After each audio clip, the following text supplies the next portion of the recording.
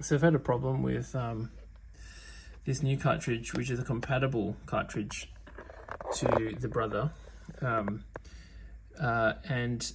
the original compatible one that I used did work.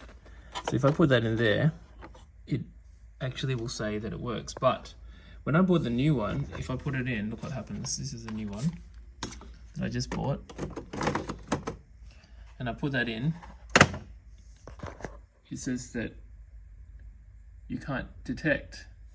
Now, I think it's something to do with the actual chip. So what I'm going to try to do is to switch the chips across, because this chip was working and this chip, for whatever reason, doesn't work. It's a bit risky, but I'm going to try it. Now, just going to go off camera for a second. So here I am with this particular one here. Just slowly sort of pulled it off, and I saw some other guy doing, oh, there we go. So it does come off. I hope that wasn't a mistake. And oh dear.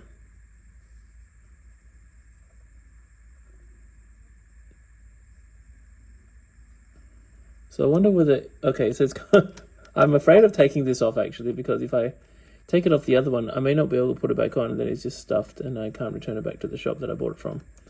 So I'm going to try to put it back on and see whether this chip actually fits nicely back. I think it does, yeah. So it does. So it's actually not glued on. They've just got holes in the chip to be able to take it off. So you can actually take it off. Now, my other concern is that the chip is going to tell the printer that it's already finished. So I suspect that if I use this chip, oh, by the way, it's got a battery inside. If I replace it, it's just going to say that it's finished, that it's an actually empty cartridge when it's not an empty cartridge, because presumably this tells the printer how much ink is left in there. Anyway, so I will have to then figure out a way of resetting or letting it print even though the ink is supposedly empty. As far as I could tell, there's no glue. It was actually just... Okay, now I'm putting my finger out in between. So far I've made... Oh, it just came off. I just sort of peeled it off. There you go. That's the old chip. So that was just, I don't know, random yanking. So this is the... I'm hoping I didn't break anything. So this is the old chip on the new cartridge, which I hope will stick back on.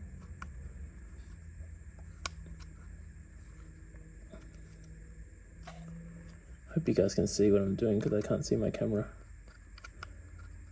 Okay. As you guys well know, printers are cheap, but the cartridges are not cheap. That's where they make the money from you. And then usually my printers would break down. This is actually the first printer we've had for more than a few years that didn't break down, so kudos to Brother for making good quality printers that actually last. I'm just trying to align, sorry it came off camera, but I'm trying to align the holes with the chip, as you can see there. I'm trying to align the holes.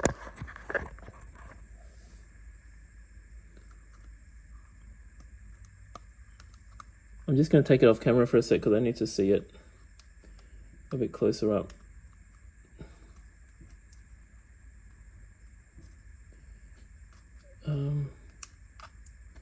It's all good in theory until you actually have to do it.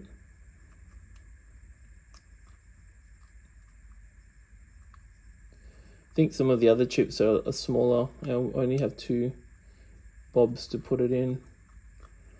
Alright, so if you are trying to align it, I think I'm figuring out that you need to put it flat down first and align the 2 upper holes first.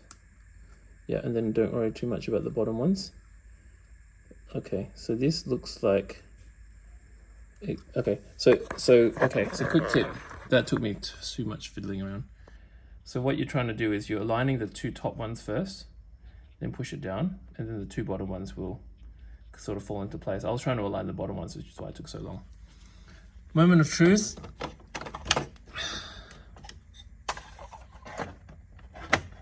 Oh no. No ink cartridge now. That's okay, let's try that again. Okay, let's push it in. Oh! Oh, it worked. Did it work? Yes. Amazing. Now, interestingly, you can tell that it's got ink. And how? Because I took it off that chip. Okay. I'm not asking any questions, I'm just happy it worked.